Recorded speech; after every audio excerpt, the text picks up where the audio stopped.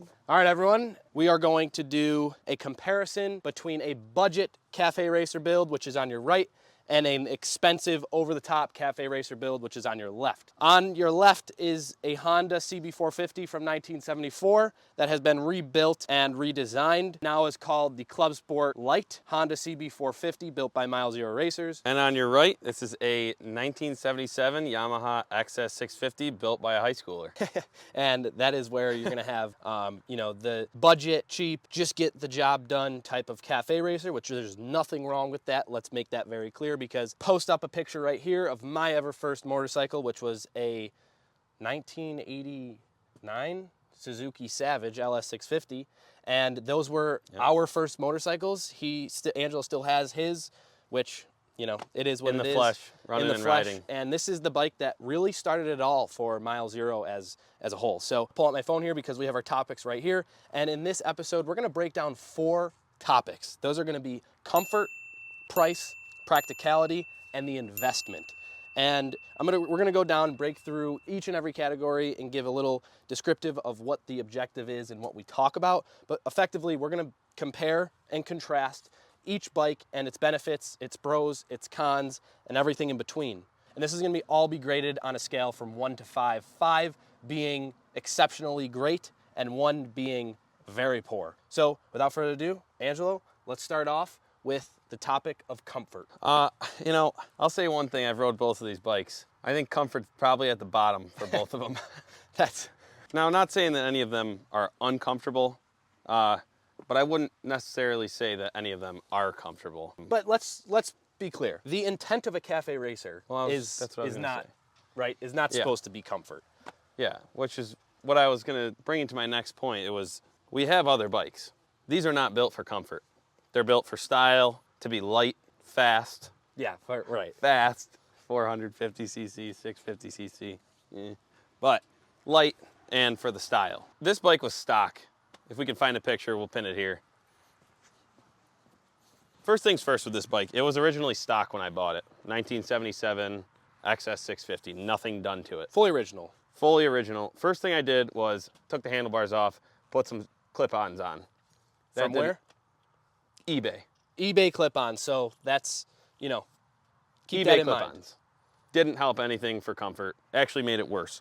Now, the second thing I did was I got rear set foot pegs from, pretty sure they were TC Bros. You know, modified those to fit this bike. That actually helped a little bit because instead of having a forward lean on the bike and having forward controls, I now had rear sets, which helped. Still didn't really make it more comfortable, but helped with what the style is and more manageable. Made the ride. aerodynamics better. Right, and then finally I had this custom seat. It's custom in a way that it fits the bike perfectly. The whole point of this seat was to mount on the stock brackets, right, and not have to chop anything. Not chopping anything, and exactly. Just get the style of a cafe hump and seat. However, it is a little long, so when you actually grip into it, the cup on the hump doesn't actually like serve its purpose. My butt sits about here, so right. I still have all this room back here, whereas some other bikes that we know of, they're a custom seat, sucks you into the tank, keeps you really rigid on the frame, and just gets you right on top of the bike. So, Angelo, what would you rate the comfort of your budget XS650 Cafe Racer build? You know, on that scale, I'd say a 1.2. All right, very specific, and that's a 1.2 for the budget Cafe Racer. Now, moving on to your expensive over-the-top Cafe Racer, which is what we have in this CB450 CSL.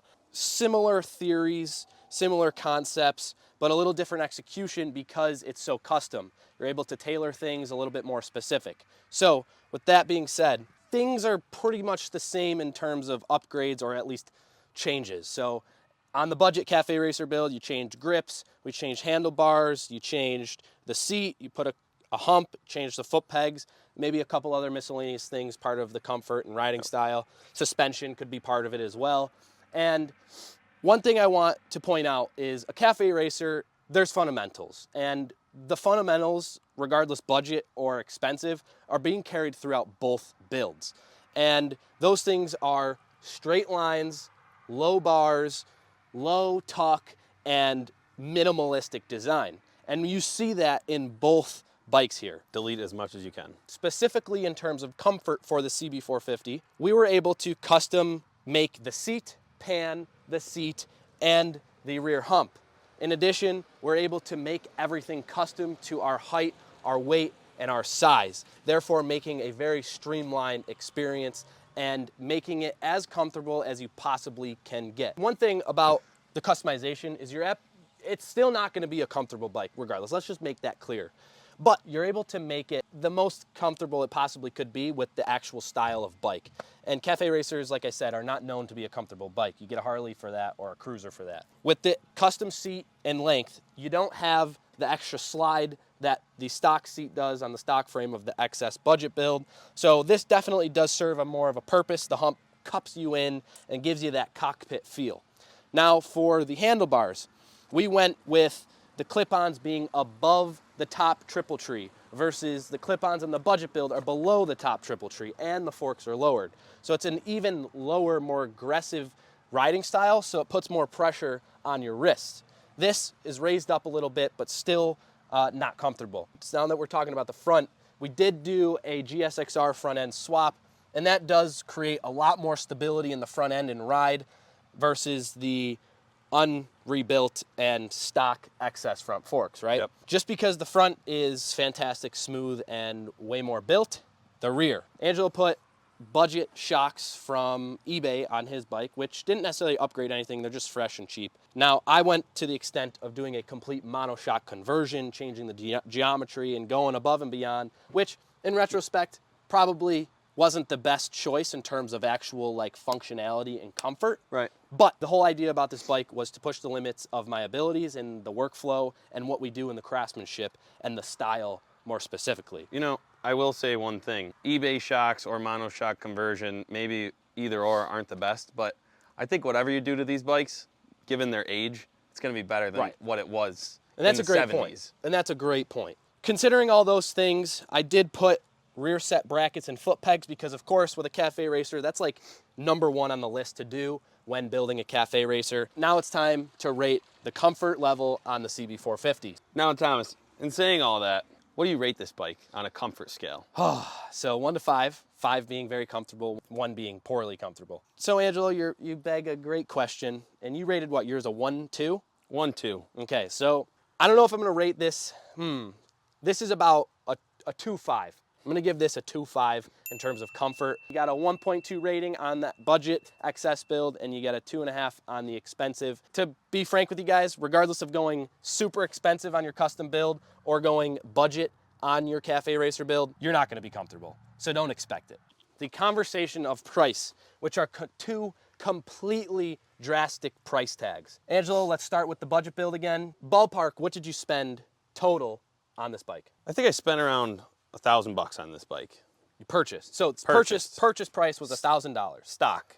Total price with all the modifications you've done and so on. I'll run through a little parts list of what I have done to the bike because there's some internal things as well.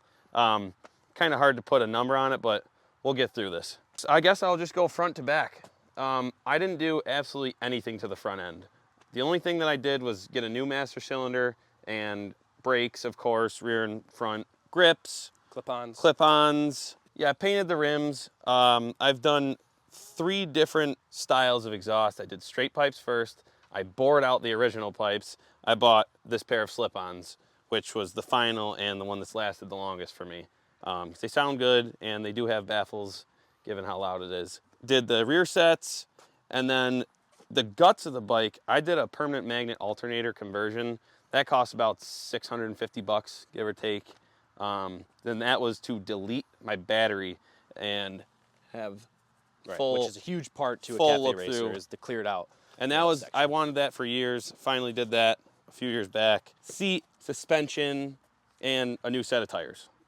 Uni air filters. So all that, Angelo, what is the total price in a ballpark that you spent on this bike? Would you say it's now below 5,000, above 5,000? Okay, it's definitely below 5,000, but I also, you got to remember, I didn't do it all at once. So I probably spent a few $100 here and there and everywhere.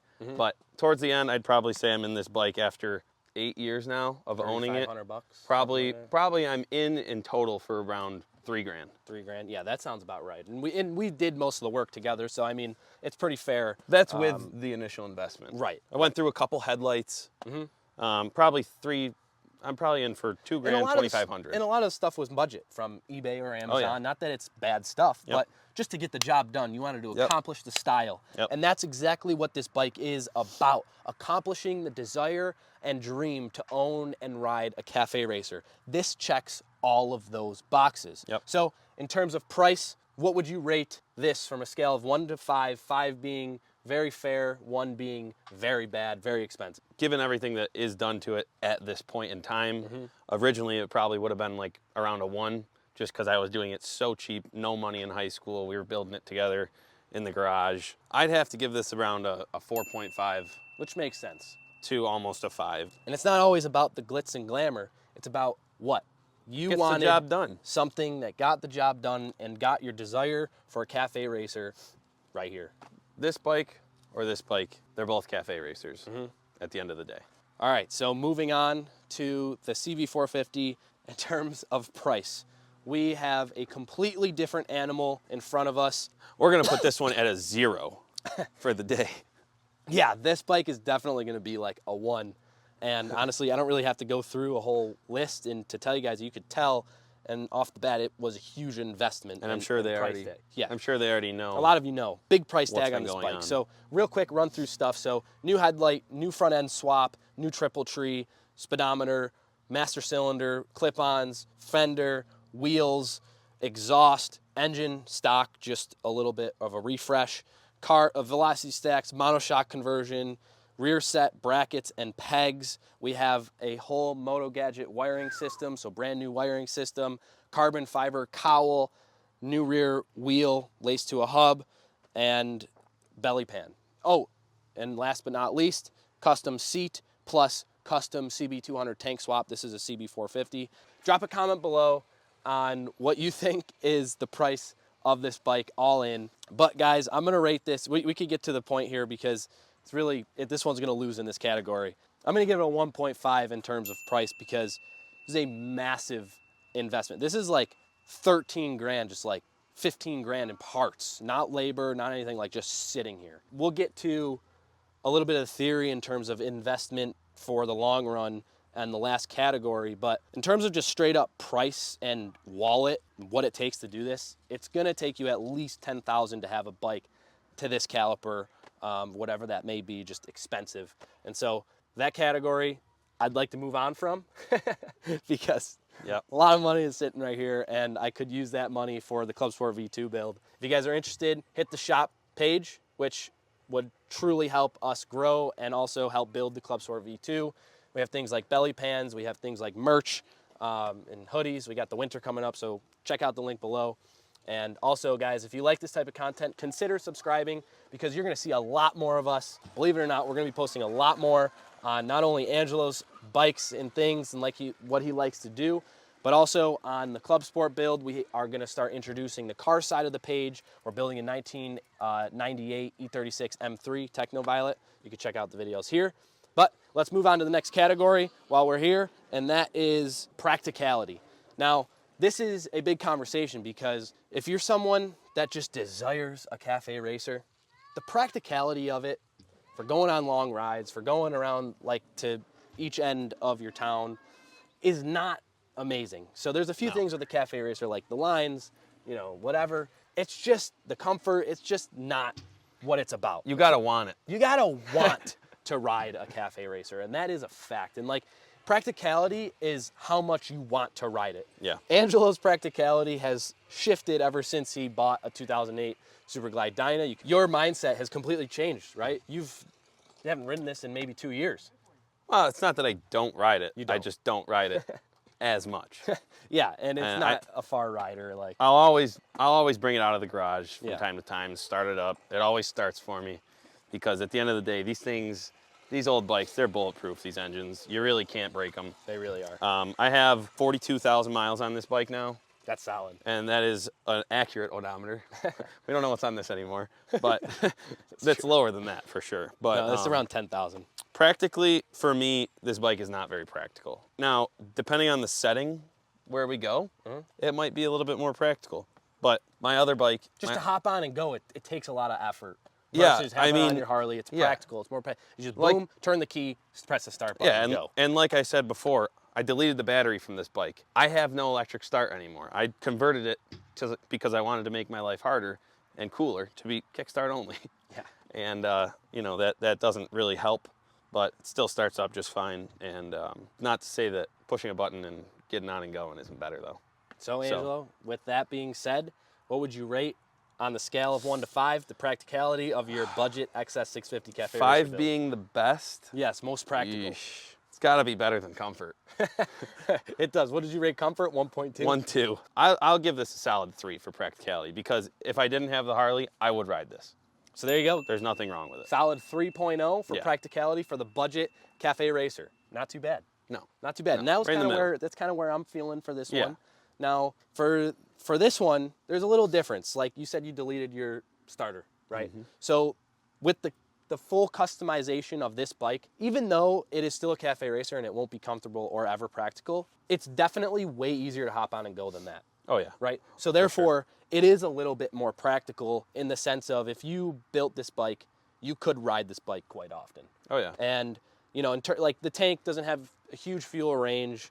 The comfort, you know, you're not going 400 miles to wherever and cruising. No, but it's a get on and go bike. But if you wanted to get on, go to work, get on, go grab a coffee, get on, go to dinner, get on, go to a party, whatever it may be, this thing is very practical. Turnkey. Turnkey. So with that being said, Angelo, I am going to rate the CB450 CSL expensive Cafe Racer build a 3.5. Wow. On the practicality scale because they're very equal in practicality. At the end of the day, they're pretty much similar comfort. This bike, since it's a modern wiring harness and there's some modern components on it, still have the starter. I'm gonna go 3.5 because it is really easy to get on and go. Moving on to the last and final topic of this video, and that is investment. We talked about price. And I mentioned a little bit about when we were talking price, how it's important for the last topic of this video, which is investment. And I think they go hand in hand. Yeah. Right? So if you're going to invest in a budget Cafe Racer, don't expect to sell it for more or for how much you have into it. Really? That's a good point. Right. You're building a budget Cafe Racer because you desire it. And it's your taste. Right? For you. Versus something to this caliper, you're investing a style, you're investing craftsmanship and a new life that is truly one of a kind that a lot of other people can also like. Right? You're investing 10, 12, 15,000 into parts and labor and time. And I would sell this bike for, when I'm ready, I would sell it for no less than 25,000. So that is an investment. But you can't say that about a rat rod build or whatever because maybe you take the engine out of the frame on this type of build. This, you take the engine out of the frame, you rebuild from the frame up. Right. This is not a 1974 CB450 other than the engine and frame. Other than the heart right there and the frame. Everything else is completely custom and bespoke to you. And there's a level of desire for something like this for someone else versus this. And that's what an investment is about. It's about the long-term benefit that you can get and also the interest in potentially other people with that investment you did, right? Because the idea of an investment is you hold on to it to eventually sell and hopefully it appreciates. And I think that is what we have in this case. So should we start with the rating on the expensive one this time and then work to the budget build? Yeah, we can do that. For the rating, so we're talking about investment and the long-term ROI that you can receive, return on investment that you can receive in a budget versus a fully built custom bike like this. And in my opinion, after going through the perspective we just mentioned with you guys, and drop a comment, truly, like we would love to include everyone's opinion and really kind of create a discussion through this because it's fun. We love the community, we love cafe bikes, we love all bikes, and we just have these in front of us that we want to discuss today because we have a huge passion for cafe racers because that's what started it all for us. I am going to rate this bike a 4.8 on the investment scale. And although I have a lot of money invested up front and out of my own pocket, I know I can make that back 2, 3, 4x depending on the market, the situation, and the buyer. So I would take this bike for the long run versus this bike because I know I'm holding something that has more value than I put into it. With that, Angelo, what are your thoughts on the budget and your investment? Because I know a budget cafe racer, like we said in the beginning, is for you, not someone else. Yeah. And I know that this bike for Angelo will never leave. Therefore, I can almost guarantee it's gonna rate high on the scale. I could be wrong. Could be wrong. Well, I'll start with saying this, unlike his bike, is not an asset. But it is. Good point. But it is an asset to me. Maybe not to anybody else ever, but to me it is. I will have this bike forever. I said it from the day I bought it, and I will still hold on to it because it was my first motorcycle, and there's nothing more to it than that. I will continuously build this bike, always. Front end swap. Maybe put it on Milezero, triple Triana. Yeah, we'll see. Milezero wheels. No promises yet, but stay tuned. But I think I'd rate this on the investment scale. 1 to 5, 5 being a great investment. I'd put it at a 4 for me because Not I bad. learned how to ride on the road with this. This was my first bike, and I have a lot of great memories on this bike. Probably better memories than I'll ever make on any other bike, just because it was my first, and I'll always have it. So guys, thank you for watching. Angelo, any last thoughts for the crew? Build what you love. Build what you love. Say it again. Build what you love. Don't worry about price. Doesn't matter if you're spending a lot or not spending a lot at all. If you like it, build it. Build it. That is a fantastic thing to leave with the people. And if you guys couldn't tell, we love you because that's our honest opinion throughout this whole video. I'd say it's a pretty fair, even middle ground. Yeah. Of course, completely different styles, but what you said, to use your own words against you, we both built what we wanted and what we love. Angelo always wanted an old school style, rat roddy, like bare bones cafe racer. And I've always wanted that magazine, in-your-face cafe racer. And there's nothing wrong with either or. It's just build what you love. Build what we love. I have a West Coast style Harley. Thomas has a 1975 CB750 stock. That's my daily ride. Yeah. So it's just preference, guys. It's all, and I don't dislike anything either. You know what I really do love more than anything? Dirt bikes. Thomas knows that is my main squeeze. Yeah. But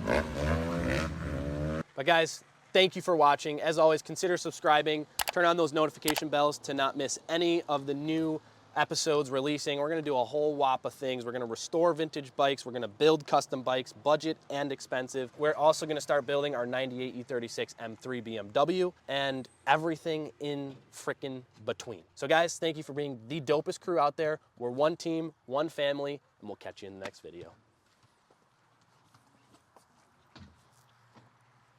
Nice.